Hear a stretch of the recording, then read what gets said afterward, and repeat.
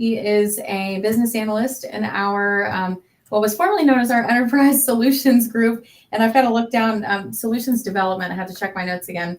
It's a practice within our GIS practice here at Timmons.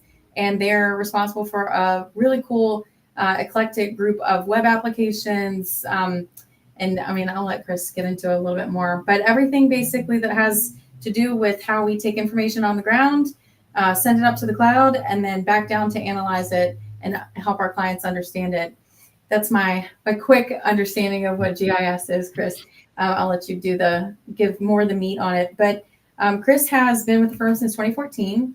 He has extensive experience as a GIS technician and also in QA, QC engineering. So he's been with the firm for a really long time, and he's excited. 10 years. Oh, my goodness. Yep. I just registered with me 2024.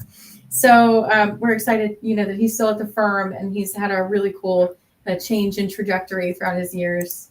He's going to give us a little bit of information on another project that he's been working on recently. And, he works with several other teams in an agile project environment. So he's got a lot of experience, primarily in that web application and GIS space. So welcome, Chris. Thank you for joining me today. Yeah, thank you for having me. I'm glad to be here. Yeah. So we kind of kicked this conversation off originally. We were chatting with a few other folks in your, on your team about what you all are doing right now to support a variety of clients in this wildlife health and wildlife futures space, right? So the GIS team tackles, everything from asset management to traffic and transportation, data analysis, like everything. Your group also does a lot of wildfire tracking. Yep. And so you're kind of in that natural resources space, but something else that you all have been doing is wildlife health. Yes. So whether that's tracking chronic wasting disease or, animal migrations and that sort of thing. So I'm really excited to hear about this SWHIS information system. Yeah. But before we get started on that, is there any sort of introduction for yourself that you wanted to share? No, just a little bit more about our group. Like you said, we're in this natural resource realm. We do a lot of stuff with wildfire, land management, kind of hunting and fishing type applications. So it's been a lot of fun just over the years, learning about things that I never thought I'd learn about, but also feeling kind of that environmental sustainability type stuff. So we're doing technology, but we're doing it for people that are trying to make the world a little bit better, right? So it's been fun. Absolutely. I don't think I could have said it better myself. Yeah. Really crossing the interest and the love and the passion for natural resources with technology. Data is kind of the center of all of that. And it helps. It's what I've heard coined as the world's most valuable resource, data is, aside from all of the natural resources that we also need to take care of. So fantastic. Really great to have you here. Yeah. So I'm going to share my screen. Do you think it's time for me to share my screen and we can Sure. go through this application? Yeah, I can give a high level. So the application that we're talking about today is called the Shared Wildlife Health Information System. It was an application that we developed with the University of Pennsylvania's Wildlife Futures Program. So they're kind of like a subsidiary of the university itself. And they were able to get some grant funding to build an application to try to come up with a standardized way of collecting data, because it's a need throughout the entire US of a way to collect data. Everyone kind of does it slightly differently. They only do what they can, they have the resources to do. So the idea around this was to build a system that all of these different organizations could ask to join and start to put information in a single place and be able to go through and get a better understanding of actually what's going on in the ground, rather than just storing things in PDFs or Excel files or Access databases. It gives them a little bit more of a visual to see all the data that they collect. Sure. And, one of the coolest parts about this, I think, is that you're mentioning that all of these other people, there's a bunch of different groups that need access to this. And so one of the things that you all have done is make it very user friendly, so that, anyone can access this and use it the way that it should be intuitively. That's the hope always. But yeah, so the idea definitely is, so University of Pennsylvania Wildlife Futures Program, since they're not a state wildlife organization, they're kind of their own private entity. They wanted to build this for state wildlife organizations, because most of the time they don't have the resources. And basically the idea is to allow anyone that wants access that deals with wildlife health to be able to just start putting information in here, all their historic records, new records, the ability to even put in observations. So sometimes they're just like, oh, well, there's a deer, it looks like it might have some issues. They can jot down that information in here, and it allows them to really see what's going on in a real world perspective. Sure. And I know you'll get into this a little bit more because we have more screenshots to share. Mm-hmm. But when you say that anybody can put information in, is that the public, as citizens, can take that information to, the University of Pennsylvania and these other organizations, or can citizens actually put that information in themselves? That's a great question. Right now, it is just for members of the wildlife organizations. But we're hoping in the future to be able to actually allow for the public to put in those observations and report things to the universities and the wildlife health organizations, so that they can do a little bit better of a job of collecting that data up front, and then, adding it any additional information as they get it, right? But at least that initial step of putting something in a space will be handled. That's the hope, at least. Absolutely. The step one is getting it somewhere to be tracked. Exactly. Traceable. And so again, I know you've got more slides, but I just have so many questions. First of all, this is designed beautifully. You can just already tell that from the way that it looks. Really excited to see the rest. What kinds of, I'm looking at the owl on here. What kinds of diseases, or what kinds of tracking? What are you tracking with this application? Sure. Yeah. So the way that we've set up the application itself is everything is associated to an event. And we tried to make this event be as generic as possible, because there could be multiple different reasons for collecting wildlife health data. And so we wanted to keep it as open-ended as possible. So if there's, a mortality event where hundreds of birds are dead in a field or something along those lines, a little bit morbid, but it's what they're dealing with.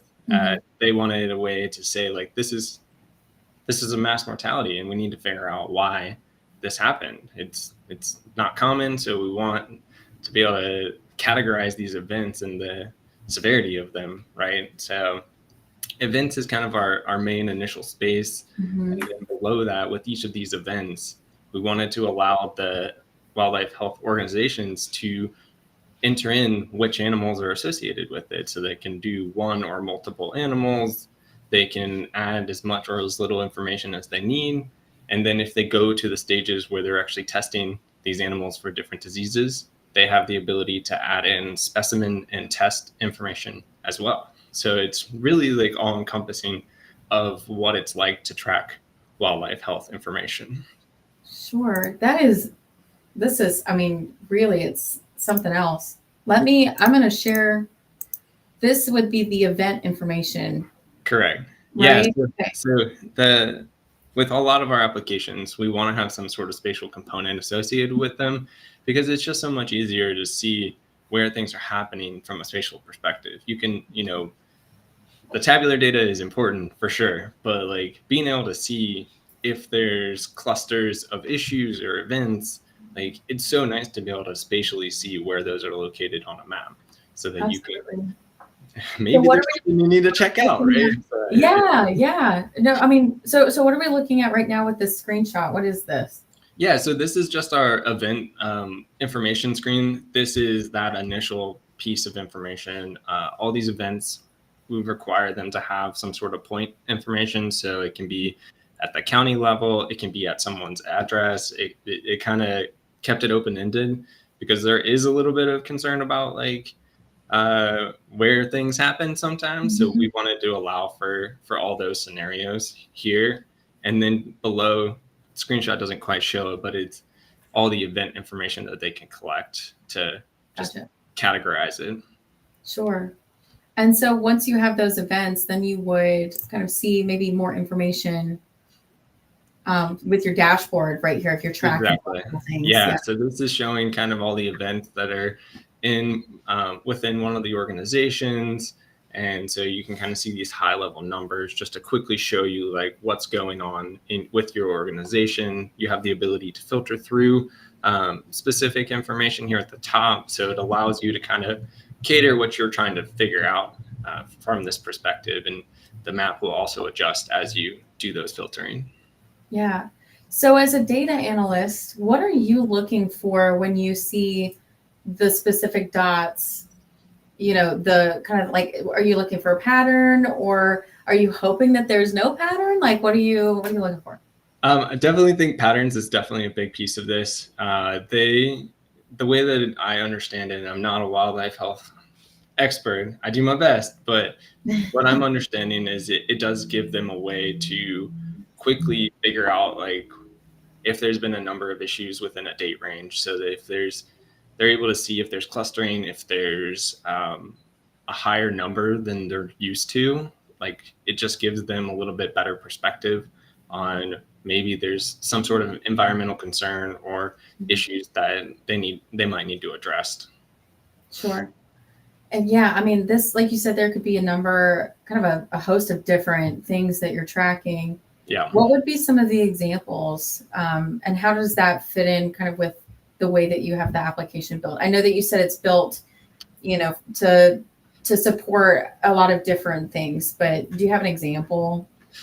I can kind of give a real world example. So there is a disease called avian influenza, and it affects birds. And so there's been a lot of die-offs just periodically over the last few years. And so the organizations are trying to figure out like what's the cause of this and why is it spreading so quickly? Why are there clusters of these issues, and trying to make sure that they can mitigate it in some form or fashion, because obviously we don't want that in the world. Right.